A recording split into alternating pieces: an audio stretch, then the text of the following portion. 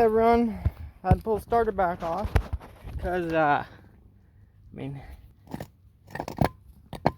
let you guys see what the issue is. You guys see the issue? Fully melted the solenoid on it. It's probably because it's jumping solenoid, but the key power wouldn't work, and we gotta get a connector for that. So looks like we're both ordering a starter, and we got a massive leak right there.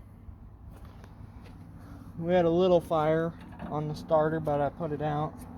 Shut the diesel off, disconnect the battery, and guess wait a week or two for a starter. And I'll probably be next video on this unless I make a video of cleaning it.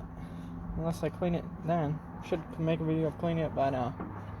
As always, guys, please like, subscribe, comment. Catch you on the next one. Share this video, and now the starter's cooking.